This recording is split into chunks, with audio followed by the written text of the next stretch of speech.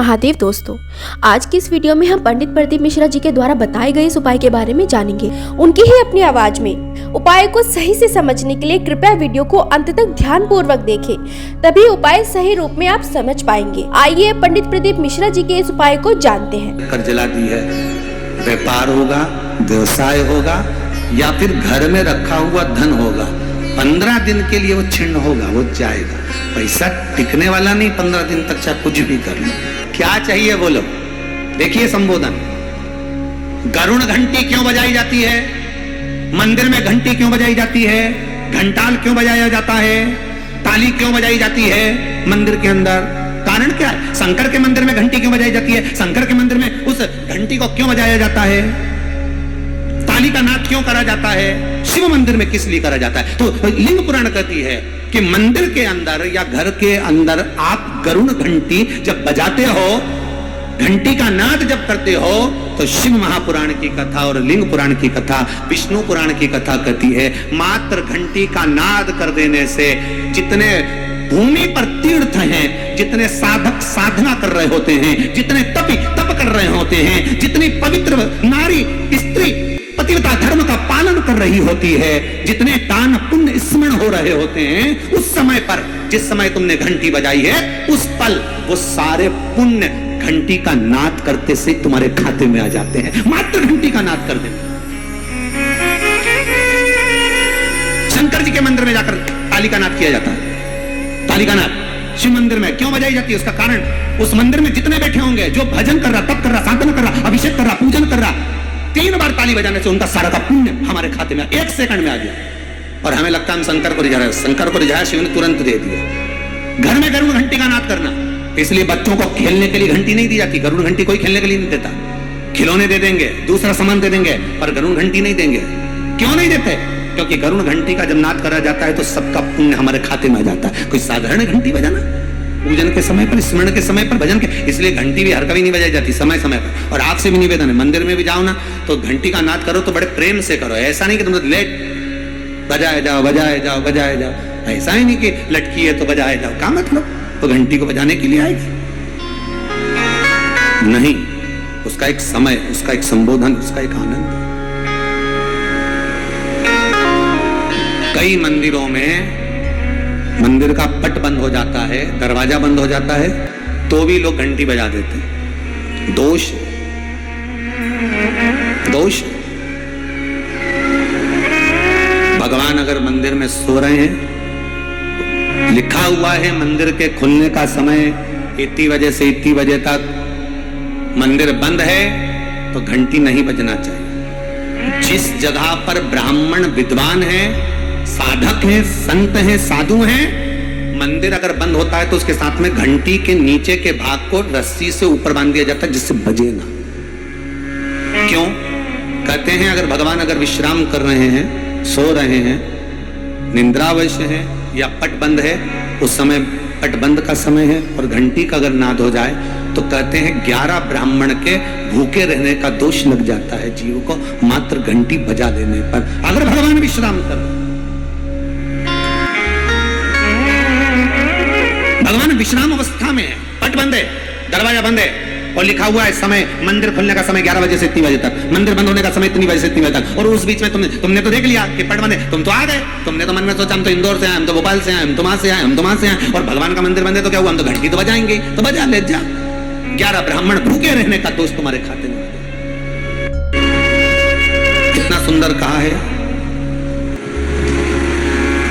शंकर भगवान को बेलपत्र चढ़ी हुई वापिस चढ़ सकती है, पर किसी भी देवता पर कोई फूल पुष्प आपने चढ़ाया, कोई पुष्प आपने चढ़ाया, ठंड का समय है या बारिश का समय है, पुष्प जो चढ़ाया हो सकता है कि मुरझाया नहीं हो।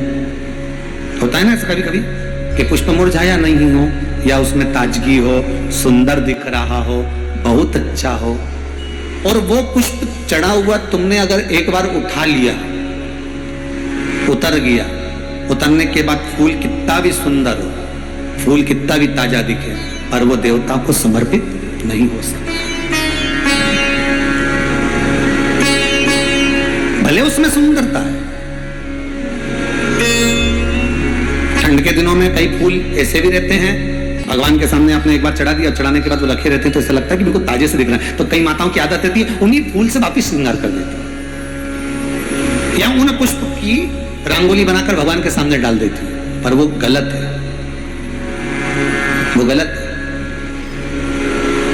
जिस दिए में बाती लगी हुई है, बाती पूरी जल चुकी है, उसकी राख या उसका काला थोड़ा सा भाग दिए के अंदर रखा है और आपने दूसरी बाती रखकर उसको जला दिया, तो वो जलाया गया जो भाग है लक्ष्मी को क्षीण कर देता है। 15 दिन तक व्यापार ठीक नहीं चल सकता। एक बार प्रैक्टिकल करके देखो। दिए के अंदर अगर कोई बाती जल गई, जलने के बाद ठंडी हो गई, ठंडी होकर उसमें राख पड़ी हुई है, या उसके अंदर कोई काला सा आप गोल बत्ती लगाते तो काला का एक भाग काला काला सा जला हुआ उसके अंदर रह जाता है। कई लोगों की आदत रहती है कि अभी शाम का टाइम तो है, उसको कौन हटाए, उसी में अपन दूसरी बत्ती रख दो, जला दो, उसी में रखकर दूसरी बत्ती जला दो, भाग उसी में पड़ा हुआ है पुराना, और आपने दूसरी बत्ती अगर रखकर जला दी है, व्यापार होगा, व्यवसाय होगा, या फिर घर में रखा हुआ धन होगा, 15 दिन के लिए वो छिन्न होगा, वो जाएगा। पैसा टिकने वाला नहीं, 15 दिन तक चाहे कुछ भी कर लो, ठीक नहीं चल सकता व्यापार। तुम कितना भी दम लगा लो। कई लोग कहते भी होंगे कि हमारी दुकान तो 8 दिन तो अच्छी चलती है, 8 दिन के बाद नया क्या हो जाता है, 15 दिन अच्छी चलती, 15 दिन के बाद नया जाने क्या हो जाता है। तो उसमें गलती ढूंढो कि हम गलती क्या कर रहे हैं। ये तो व्यापार तो अच्छा चल रहा है, ग्राहक भी आ रहे हैं, सब कुछ होता है। जब 15 दिन ग्राहक आते हैं तो 15 दिन क्यों नहीं आते, 8 दिन ग्राहक आते हैं तो 8 दिन क्यों नहीं आते, उसके पीछे तुम्हारा कोई कारण होगा। फिर अपनी गलती को ढूंढो कि हमारी गलती क्या होगी। तो उसमें आपको वर्णन किया था कि भगवान की बेलपत्री, भगवान का प्रसाद अगर पलंग पर रखा है तो दोषपूर्ण है।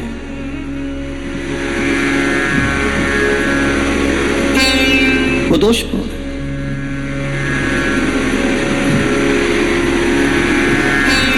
अब बाबा ने पूछ लिया, इंद्र मैंने माला आपको दी थी, वो माला कहाँ है? इंद्र कहते मैंने तो एरावत को दे दी थी। एरावत से पूछा वो कहाँ है? मैंने तो अपनी मस्ती में फेंक दी, पांव के नीचे आ रही है।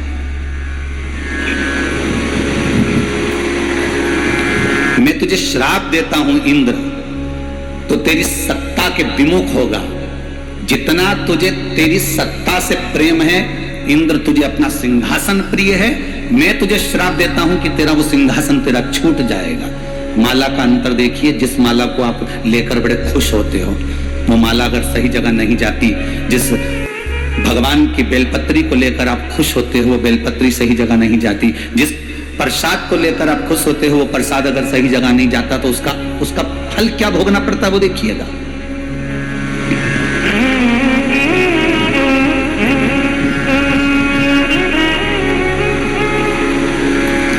एक कथा आपको सुनाते हैं, वो कथा नहीं है, हमारे जीवन का प्रत्यक्ष उदाहरण है।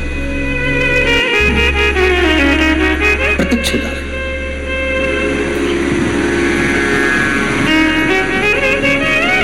भवानी मंडी में भंवरलाल जी शर्मा रहते हैं, शायद वो कथा सुन रहे होंगे। वो कथा सुन रहे होंगे, मुझे विश्वास है। उनका नियम था, हर महीने वो गोवर्धन नाथ जी की परिक्रमा करने जाते थे, और हमारा भी नियम था, हम गोवर्धन नाथ जी की परिक्रमा हर महीने करने जाते थे। कई बार ऐसा योग बन जाता था कि वो परिक्रमा पे हमारी कोई पहचान नहीं है, हमारी कोई जान नहीं है। ये भंवरलाल जी का नाम हमको तो बाद में मालूम पड़ा कि ये भवानी मंडी के रहने वाले। वो भी पूछा उनसे, वो भी रो रहे थे तब पूछा गया। ये हकीकत की कथा, ये कोई कथा किसी पुस्तक से नहीं है, ये प्रमाणिकता है। और उनका नियम था, गोवर्धन नाथ जी की परिक्रमा करते, लगाते, भगवान को शाम के समय पर वो बाबा को राजभोग धराते, गिराता था। खूब भगवान की सत्ता थी, खूब वैभव था, खूब पैसा था। जितनी बार आते वो आधा पीपा का, एक पीपा का, आधी बोरी का, एक बोरी का, वहां बोरी से राजभोग होता है गिराची में, तो वो भोग लगा देते, ठौर, मोहन थाल, लड्डू सब करते। अब धीरे धीरे बहुत उनका वैभव, बहुत पैसा था भंवरलाल जी के यहाँ, काम भी अच्छा था उनका, शायद पत्थर का कोई काम था तो अच्छा। 6 महीना 8 महीना लगातार परिक्रमा उन्हें हर महीने करी। हम भी जाते रहे परिक्रमा, हमने भी घनी करी। तो धीरे धीरे व्यापार उनका थोड़ा कम हुआ। जो उनका पत्थर का काम था वो धीरे धीरे एक जगह का कहीं बंद हो गया, दूसरी जगह का भी बंद हो गया, तीसरी जगह का भी बंद हो गया। बड़े दुखी हो गए।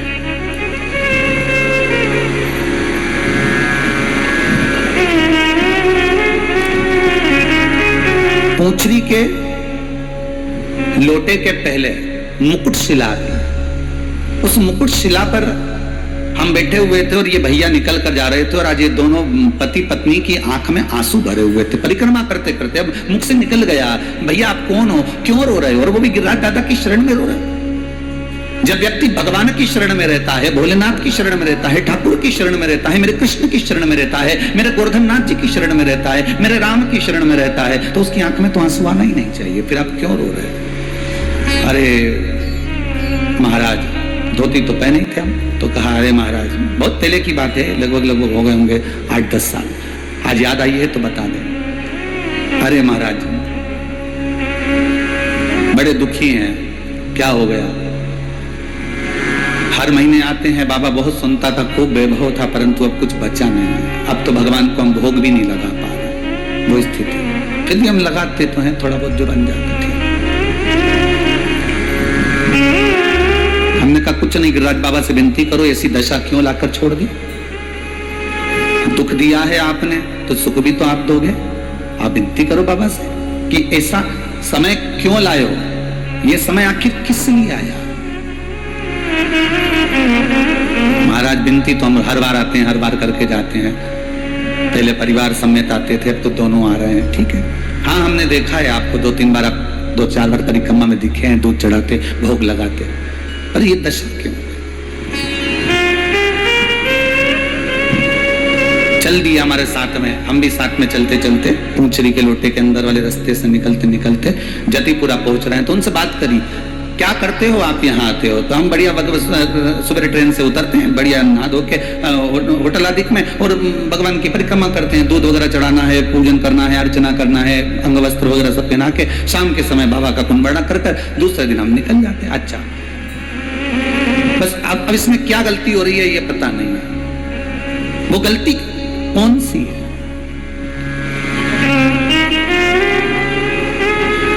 स्कंद पुराण में एक चीज बहुत पहले पड़ी हुई थी,